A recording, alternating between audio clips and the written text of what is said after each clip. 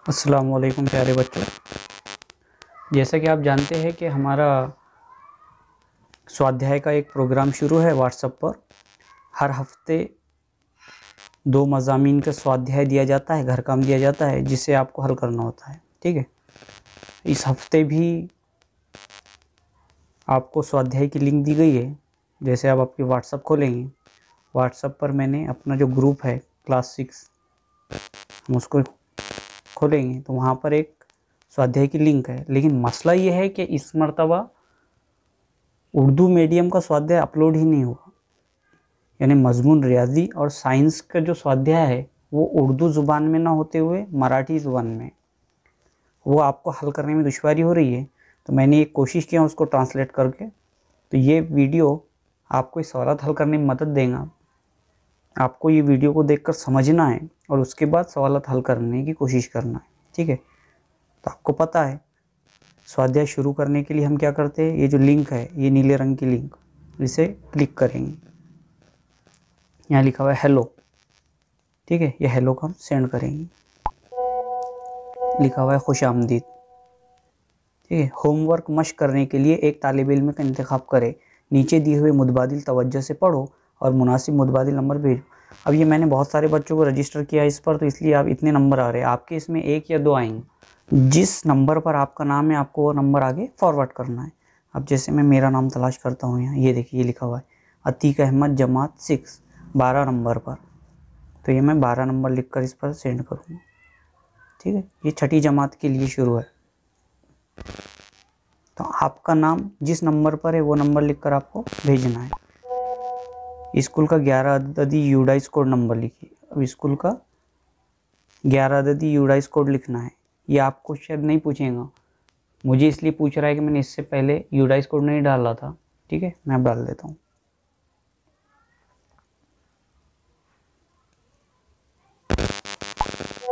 ठीक है, हो सकता है ये स्टेप आपको ना पूछी जाए क्योंकि आपने रजिस्टर करते वक्त आपका यूडाइस कोड डाला है। मैंने इससे पहले यूडाइस कोड नहीं डाला था, इसलिए मुझे ये पूछ रहा है। देखिए, यूडाइस के हिसाब से स्कूल का कोड है और ये नाम स्कूल का नाम है ज़िला परिषद Urdu upper primary girls school. सही है, मैं हाँ लिख दूंगा, सही है। आपको ये लिखने की ज़रूरत नहीं रहेगी। आपको जैसे ही आप आपका नाम सेलेक्ट करके आगे भेजेंगे तो इस तरह से आपको आ जाएगा। चलिए अब हम मजमून मैथ्स हफ्ता 17 की मश्क शुरू करते हैं, जिसमें आपको एक के बाद एक 10 सवाल पूछे जाएंगे। ठीक है, आपको जवाब में सिर्फ मुतबादिल नंबर भेजना है, यानी 1 2 3 4 में नंबर डालना है, जवाब पूरा नहीं लिखना है। क्या आप इस मश्क को शुरू करने के लिए तैयार है? अगर आप शुरू करना चाहते हैं तो 1 लिखना पड़ेगा, 1 हाँ भेज देंगे, हाँ। अब देखो सवाल शुरू हो गए। हमारा वैसे मीडियम उर्दू है, लेकिन उर्दू के सवाल अपलोड नहीं, इसलिए मराठी में सवाल आ रहे हैं। सवाल है तिरिकोनास किती शीरो बिंदु अस्तात। तिरिकोनास किती शीरो बिंदु अस्तात।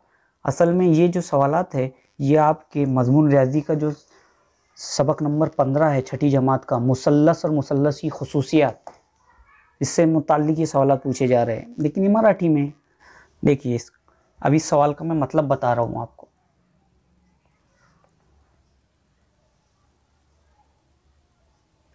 तिरिकोनास कितनी शीरो बिंदु अस्तात, यानी एक मुसल्लस के कितने राशि नुकात होते हैं। शीरो बिंदु यानी राशि नुकात। अब राशि नुकात यानी क्या? जिस नुक्ते पर जाविया बनता है उसे राशि नुक्ता कहते हैं। अब मुसल्लस में 3 जाविये होते हैं, इसलिए इसके राशि नुकात भी कितने होंगे? 3। इसलिए यहाँ क्या है, तिरिकोनास कितनी शीरो बिंदु अस्तात, यानी इसका उर्दू में तर्जुमा है कि एक मुसल्लस में कितने राशि नुकात होते हैं। तो यहाँ 3 कितने नंबर पर है? 3 नंबर पर। तो ये हम सेंड कर दें आगे। जर तिरिकोणाच्या कोणत्याही 2 बाजू समान लांबीचे नसतील तर अशा तिरिकोणास पुढीलपैकी काही म्हणतात। इसका उर्दू में तर्जुमा है, अगर किसी मुसल्लस के कोई भी 2 अजला मसावी लंबाई के ना हो तो वो मंदरजा झैल में से किस किस्म का मुसल्लस होगा। यानी मुसल्लस की अक़साम है, मुसल्लस की अक़साम में से एक किस्म है। मुसल्लस की ज़िलों के लिहाज से 3 अक़साम होती है। एक ऐसा मुसल्लस होता है जिसके तीनों ज़िले मसावी लंबाई के होते हैं, उसे कहते हैं मसावीउल अज़ला मुसल्लस। एक मुसल्लस ऐसा होता है जिसके 2 अज़ला तो मसावी लंबाई के होते हैं लेकिन तीसरा नहीं होता, यानी 2 मसावी लंबाई के, यानी अगर एक 5 सम है दूसरा भी ज़िला 5 सम का होगा लेकिन तीसरा नहीं होगा 5 सम का, तो ऐसे मुसल्लस को मसावी साक़ैन मुसल्लस कहते हैं। लेकिन ये जो सवाल है यहाँ पूछा जा रहा है कि एक मुसल्लस जिसके कोई दो ज़िले भी मसावी लंबाई के नहीं है, अब दो मसावी के नहीं है यानी तीनों भी मुख्तलिफ लंबाई के हैं, तो मुख्तलिफ लंबाई के मुसल्लस को मुख्तलिफुल अज़ला मुसल्लस कहते हैं। लेकिन यहाँ मराठी में पहला लिखा हुआ है सम द्विभुज त्रिकोण यानी मुसावी साक़ैन मुसल्लस, दूसरे नंबर पर समभुज त्रिकोण यानी मुसावी अज़ला मुसल्लस, और तीसरा है विषमभुज त्रिकोण यानी मुख्तलिफुल अज़ला मुसल्लस। तो ये मुसल्लस कौन सा है? मुख्तलिफुल अज़ला, इसलिए हम 3 लिखकर भेज देंगे। अगला सवाल आहे, जर त्रिकोणाच्या कोणत्याही दोन बाजू समान लांबीचे असतील तर अशा त्रिकोणास पुढीलपैकी काय म्हणतात? यानी अगर किसी मुसल्लस के कोई दो अज़ला मसावी लंबाई के हो तो हम उसे क्या कहेंगे? अभी बताया हमने आपको इससे पहले कि कोई दो एक मुसल्लस के कोई दो ज़िले अगर दो अज़ला मुतमासिल हो मसावी हो तो उसे मुसावी साक़ैन कहते हैं। अब मराठी में उसे क्या कहते हैं? मराठी में उसे कहते हैं समद्विभुज त्रिकोण यानी मुसावी साक़ैन मुसल्लस, जो नंबर 1 हमने भेज दिया। अब अगला सवाल है, जर त्रिकोणाच्या तिन्ही बाजू समान लांबीच्या असतील तर अशा त्रिकोणास पुढीलपैकी काय म्हणतात? यानी अगर किसी मुसल्लस के तीनों अज़ला मसावी लंबाई के हों तो वो मुंदरज झैल में से कौन सी किस्म है? तो हम बता चुके आपको, तीनों ज़िले मसावी लंबाई के हों यानी 5-5-5 सम के तीनों भी, या 4-4 सम के, तो तीनों मुसल्लस अगर मसावी लंबाई के हो तो उस मुसल्लस को मुसावियुल अज़ला मुसल्लस कहते हैं, जो 2 नंबर पे यहाँ समभुज त्रिकोण कहते हैं उसे मराठी में। ठीक है, तो हम 2 नंबर भेज दें। उसके बाद अगला सवाल है, ज्या त्रिकोणाची तीनही कोण लघुकोण असतात अशा त्रिकोणास पुढीलपैकी काय म्हणतात? हाँ, अभी तक हमने 3 अक़साम देखे मुसल्लस की, वो ज़िलों के लिहाज से थी, अब जो है तो वो जावियों के लिहाज से। अब जावियों के लिहाज से कैसे रहते हैं? क्योंकि हम जानते हैं कि एक मुसल्लस में 3 अज़ला और 3 जाविये होते हैं। अज़ला के ताल्लुक से तो खुसूस हमने अक़साम देख ली, अब जावियों के लिहाज से मुसल्लस की 3 अक़साम है।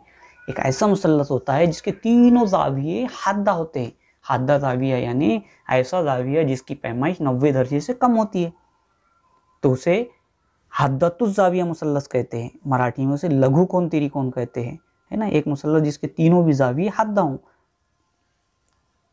तो कौन से नंबर पर है? ये देखिए 3 नंबर पे, तो हमें 3 लिखकर लघु कोण त्रिकोण 3 नंबर पर उसे भेज देंगे। उसके बाद जर त्रिकोणाचा एक कोण काटकोण असेल तर अशा त्रिकोणास पुढीलपैकी काय म्हणतात? हाँ, अब एक मुसल्लस की अक़साम में एक किस्म इस तरह से है कि जिस मुसल्लस का एक जाविया कायमा हो उसे कायमतुज़ जाविया मुसल्लस कहते हैं। हाँ, एक ही जाविया कायमा होता है और बाकी के 2 हद्दा होते हैं जाविये। हद्दतुज़ जाविया मुसल्लस में तीनों जाविये हद्दा होते हैं, लेकिन कायमतुज़ जाविया मुसल्लस में मुसल्लस का एक जाविया कायमा होता है, तो काटकोण मुसल्लस कहते हैं उसको, काटकोण त्रिकोण यानी कायमतुज़ जाविया मुसल्लस। 2 नंबर पे, तो हम 2 नंबर लिए।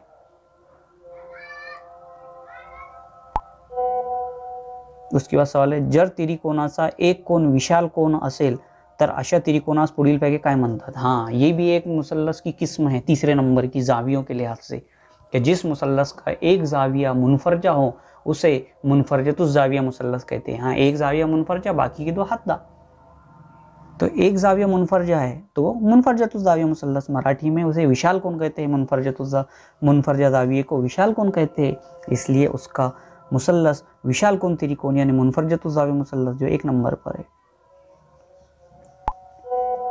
हाँ, ये अगला सवाल है, त्रिकोणाच्या तिन्ही कोणाच्या मापांची बेरीज किती असते? हाँ, ये मुसल्लस की खुसूसियत है। 15वां सबक है मुसल्लस और मुसल्लस की खुसूसियत।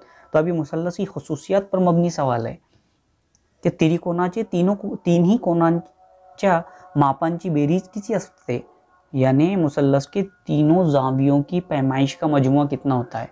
तो याद रखिए, खुसूसियत है कि मुसल्लस के तीनों जावियों की पैमाइश का मजमुआ 180 दर्जे होता है। कोई भी मुसल्लस बनाओ आप, उसके तीनों जावियों की पैमाइश नाप लो और उसकी जमा करेंगे आप, तो उसका मजमुआ जो रहेगा वो 180 दर्जे होगा। तो यहाँ 180 कितने नंबर पे? 2 नंबर पर। अगला सवाल है, समभुज त्रिकोणाचे सर्व कोण खाली जगह या रिकाम्या जागी मापाचे असतात, यानी जो मुसावियुल अज़ला मुसल्लस होता है जिसके तीनों ज़िले मसावी लंबाई के होते हैं, उसके जाविये भी मसावी होते हैं और वो कितने पैमाइश के होते हैं? तो वो 60 दर्जे के होते हैं, क्योंकि अगर मसावी पैमाइश के जाविये है तो एक जाविया 60, दूसरा 60, तीसरा 60, तीनों मिलाकर 180 होंगे, तो इसलिए दूसरा इसका नंबर सही होगा 60 दर्जे। अब देखिए, एक शक्ल दी गई, आपको इसको डाउनलोड करना होगा। एक मुसल्लस है, मुसल्लस ABC, या इसको मुसल्लस BCA भी बोलते हैं, मुसल्लस CA भी, कैसे भी नाम ले सकते हैं हम, लेकिन एक मुसल्लस ABC है इसमें जाविया बी की पैमाइश 60 दर्जे है, जाविया सी की पैमाइश 40 दर्जे। आपको सवाल पूछ रहा है कि बाजूच्या आकृतीतील कोण ए चे माप किती, यानी बाजू की जो शक्ल है इसमें जाविया ए की पैमाइश कितनी है, जाविया ए। अब हम जानते हैं कि तीनों जावियों की पैमाइश का मजमू 180 दर्जे होता है मुसल्लस के, तो यहाँ दो जाविये की पैमाइश जमा करो आप, 60 और 40 100। अब तीनों की 180 होना, तो ये दोनों तो 100 हो गया, बचा कितना ए कितने दर्जे का होगा, 80 दर्जे का, ठीक, तब जाके 180 होगा। देखो मैसेज आ गया हमको, आपने 10 में से 10 सवालात के सही जवाब दिए हैं। तमाम सवालात के सही जवाब देखने के लिए जवाबनामा। देखिए जब आप सवालात करते हैं तो ये इस तरह से आपको आंसर की मिलती है। अगर आपकी कुछ गलत हुए, ये देखिए सवालात उसके जवाब यहाँ समझ में आ रहे हैं कि पहला सवाल है त्रिकोणात किती शिरोबिंदू असतात, 3 नंबर का सही। इस तरह से आप चेक भी कर सकते हैं बाद में। चलिए अब हम मजमून साइंस हफ्ता 17 की मश्क शुरू करते हैं, जिसमें आपको एक के बाद एक 10 सवाल पूछे जाएंगे।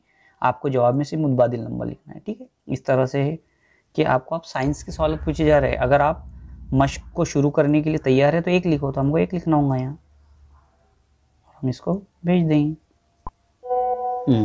अब देखिए जो साइंस के सवालात हैं, आपको साइंस के सवालात आपके 16वां नंबर सबक जो है कायनात की रंगारंगी, छठी जमात का जो 16 नंबर का सबक है कायनात की रंगारंगी, इस पर मबनी सवालात है। आप उसको भी पढ़ लीजिए एक मरतबा, ठीक है, समझ में आ जाएगा आपको। अभी मराठी में इसका मैं उर्दू में आपको तर्जुमा बताता हूँ। सर पहला सवाल है, विश्वामध्ये रिकाम्या जागी गोष्टींचा समावेश होतो। अब विश्व बोले तो कायनात, कायनात में खाली जगह बातों का शुमार होता है, यानी कायनात में क्या क्या होता है। नंबर 1 है दीर्घिका यानी कहकशाएं। नंबर 2 अवकाश यानी दरमियानी जगह जो होती है या खला जिसे कहते हैं। नंबर 3 ऊर्जा यानी तवानाई। और नंबर 4 ऊपर के सभी।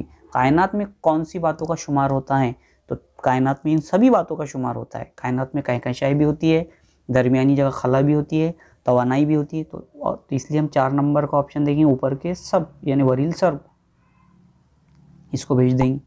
फिर अगला सवाल है, आपल्या सर्वात जवळची दीर्घिका ही आहे। आपको याद होना चाहिए कि हम ज़मीन पर रहते हैं और हमारी ज़मीन निज़ाम शमसी का एक हिस्सा है, और हमारा निज़ाम शमसी जिस कहकशा में उसे हम आकाशगंगा कहते हैं। लेकिन हमारी आकाशगंगा के जैसी और भी कई कहकशाएँ हैं। तो हमारे कहकशा के करीब की यानी आकाशगंगा के करीब की कहकशा कौन सी, मैगलॉन है, क्या NGC 147 है, क्या देवयानी है, या 4 नंबर की M110 है। तो याद रखिए हमारी आकाशगंगा जो हमारी कहकशा है, इसके करीब की कहकशा देवयानी है। तो हम इसको 3 पर भेज देंगे। आप ये सबक पढ़कर भी आपको समझ में आ जाएगा। आप पहले इत्मीनान से सबक पढ़ लीजिए कायनात की रंगारंगी, उसमें आपको समझ में आ जाएगा। अगला सवाल है, हबल दूरबीनामुळे कोणती गोष्ट शक्य झाली आहे। एक साइंसदान है हबल नामी, तो इन्होंने एक दूरबीन बनाए थे। अभी दूरबीन से कौन कौन सी बातें, यानी सवाल है हबल नामी दूरबीन से क्या क्या मुमकिन हुआ है, हम क्या क्या देख सकते हैं। नंबर 1 ताऱ्यांचा शोध घेणे शक्य झालं आहे, यानी सितारों की दरियाफ्त हो सकती है। नंबर 2 प्रकाश चित्र घेने यानी तस्वीरें निकाल सकते हैं। नंबर 3 वर्णपट मिळवणे यानी तीफ हासिल करना, यानी उसका मदार कौन सा है, कैसा है सितारे का, उसकी साख्त क्या है। तो ये सारी बातें तो वरील सर्व यानी हम बाकी की सारी मालूमात हासिल कर सकते इस दूरबीन से, इसलिए हम 4 नंबर लिख कर भेज देंगे। वरील सर्व यानी ऊपर के साथ। ताऱ्यांचे जन्मस्थान म्हणजे, यानी अगला सवाल है सितारे कहाँ वजूद पाते हैं। नंबर 1 धूलिकण व वायु यांच्या तेजोमेघ यानी गर्द के जर्रात और हवा के बड़े साहबिया के मुकाम पर। नंबर 2 चांदण्याचा समूह यानी ताबे सैयारों के पास, ग्रहाचा समूह यानी सैयारों के पास। यह नंबर 4 है वरील पैकी एक ही नहीं, यानी ऊपर से कोई नहीं। तो याद रखिए जो सितारे होते हैं वो गर्द के जर्रात और हवा के बड़े साहबिया के मुकाम पर वजूद पाते हैं। तो हम इसको नंबर 1 भेज देंगे। अगला सवाल है, तांबड्या राक्षसी ताऱ्यांचे तापमान अंदाजे डैश डैश असते किंवा रिकाम्या जागी असते। इसका मतलब यह है कि जो देवकामा सुर्ख सितारे होते हैं, सितारों की भी अलग अलग अकसाम है। आप किताब पढ़ेंगे तो आपके जहन में आ जाएगा। तो किताब पढ़िए आप, सबक नंबर 16 कायनात की रंगारंगी, उसमें वाज़ेह तौर पर लिखा हुआ है कि सितारों की अलग अलग किस्में हैं। सुर्ख तो इस तरह से देवकामा सुर्ख सितारों का दर्जा हरारत अंदाजन कितना होता है। नंबर 1 ऑप्शन है 3000 दर्जा सेल्सियस से लेकर 4000 दर्जा सेल्सियस। दूसरा है 4000 से लेकर 5000 दर्जा सेल्सियस। तीसरा है 5000 दर्जा सेल्सियस से 6000 दर्जा सेल्सियस। और चौथा है 6000 से लेकर 7000 दर्जा सेल्सियस। तो इनका दर्जा हरारत होता है जो द्योकाम सुर्ख सितारे होते हैं 3000 से 4000 के बीच। अगला है सवाल, धूमकेतू कवचित व बऱ्याच काळानंतर आकाशात दिसतात कारण, यानी दुमदार सितारा। धूमकेतु में यानी दुमदार सितारा कम या ज्यादा अरसे के बाद आसमान में नजर आता है। ऐसा क्यों होता है? कभी तो बहुत जल्दी नजर, कम अरसे के लिए नजर आता है, कभी बहुत ज्यादा अरसे के लिए। तो इसकी एक खास बात है, तो इसमें बताया गया की ते गोठलेल्या द्रव्यांच्या व धुलीकणांनी बनलेले असतात, यानी वो मुंजमित माया और गर्द के जरात से बना होता है इसलिए। या नंबर 2, त्यातील वायू सूर्याचे विरुद्ध दिशेने फेकले जातात, उनकी गैसेस सूरज की मुखालिफ सिमतून फेकी जाती इसलिए। या नंबर 3, त्यांच्या कक्षा दीर्घ लंब वर्तुळाकार असतात, कि इनका मदार बड़ा बैजवी होता है इसलिए। त्यांना पिसारा असतो यानी इनको धूम होती है, नहीं, बल्कि खास बात यह है कि इनका मदार बड़ा बैजवी होता है इसलिए इस तरह से होता है, क्योंकि बैजवी मदार गोल नहीं होता, वो कभी करीब होता है जमीन से, कभी दूर होता है, इस वजह से। ठीक है, त्यांचा कक्षा 3 नंबर का, यानी इनका मदार बड़ा बैजवी होता है, ये लिखकर भेज देंगे।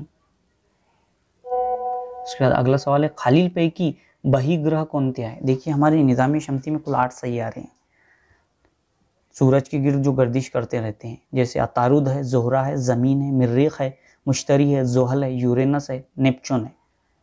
ठीक है, ये 8 सैयारे। अब उसमें इनकी दर्जाबंदी की गई है। 4 सैयारे ऐसे हैं, अतारुद, जोहरा, ज़मीन, मरीख, इनके पास सैयारचों का पट्टा होता है, और उसके बाद 4 सैयारे हैं, मुश्तरी, जोहल, यूरेनस और नेपच्यून।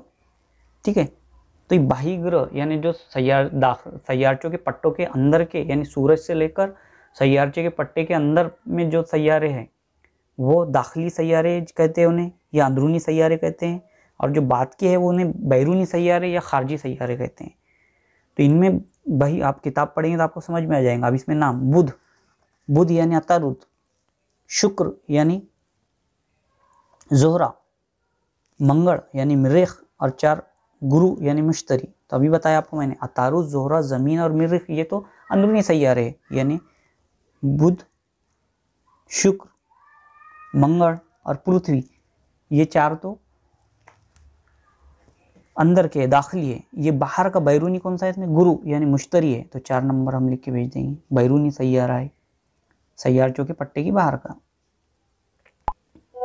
उसके बाद सूर्यमालेतील खगोलीय वस्तु सूर्यभोवती फिरतात कारण, इसका ये सवाल का उर्दू में तर्जुमा है कि निज़ाम शमसी की जो अजसाम फल्की है, यानी जितनी भी अजसाम फल्की है, ज़मीन है, अतारुद है, जोहरा है वगैरह, सैयारे, ताबे सैयारे, ये सब सूरज की गिर्द गर्दिश करते हैं।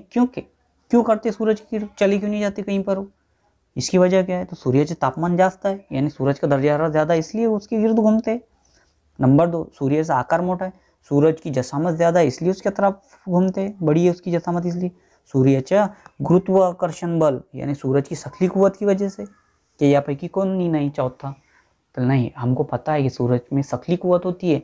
सकली कुव्वत एक ऐसी कुव्वत होती है जो चीज़ों को अपनी तरफ खींच कर रखती है, जैसे हमारे ज़मीन में भी सकली कुव्वत है, सूरज में भी सकली कुव्वत है। तो सूरज की सकली कुव्वत की वजह से ये तमाम सैयारे इसके गिर्द गर्दिश करते हैं। तो इसका 3 नंबर का है ऑप्शन। उसके बाद अगला सवाल है, या ग्रहांच्या दरमियान लघु ग्रहांचा पट्टा निर्माण झालेला आहे। हाँ, कि ये 2 सैयारे ऐसे हैं जिनके दरमियान में सैयारचों का पट्टा है। तो मैंने आपको बताया इनकी तरतीब क्या है, सूरज से लेकर सबसे पहले सैयारा अतारुद, जोहरा, ज़मीन और फिर मरीख। मरीख के बाद सैयारचों का पट्टा है और उसके बाद में मुश्तरी है, यानी मरीख और मुश्तरी के दरमियान।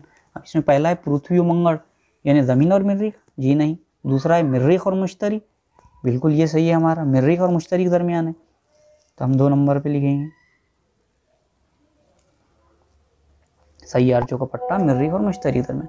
पूर्णपणे न जाळता पृथ्वीच्या पृष्ठभागावर पडणाऱ्या खगोलीय वस्तूंना डैश डैश म्हणतात, यानी पूरी तरह ना जलकर जमीन की सतह पर गिरने वाली खलाई अशिया को खाली जगह कहते हैं, जो पूरी तरह से नहीं जलती। तो इसमें है उल्का यानी शहाब साकिब, उसके बाद बटू ग्रह यानी बोनो सैयारा, अश्नी यानी शहाबी पत्थर या शहाबा जिसे कहते हैं, या लघु ग्रह। तो देखिए ये है चट्टान। हम देख चुके हैं कि दाखिली सैयारे और बैरूनी सैयारे के दरमियान सैयारचों का पट्टा है, यहाँ से मुख्तलिफ चट्टानें टूटकर नीचे गिरती है, लेकिन हम जानते हैं कि ये इनको जलने के लिए ऑक्सीजन की ज़रूरत होती है, तो ये नीचे रगड़ते हुए आते हैं, लेकिन वहाँ ऑक्सीजन दस्तयाब नहीं होती। जैसे ही ये हवा के गिलाफ में दाखिल होते हैं ज़मीन के पास, वहाँ ऑक्सीजन मिलती है और ये जल उठते हैं।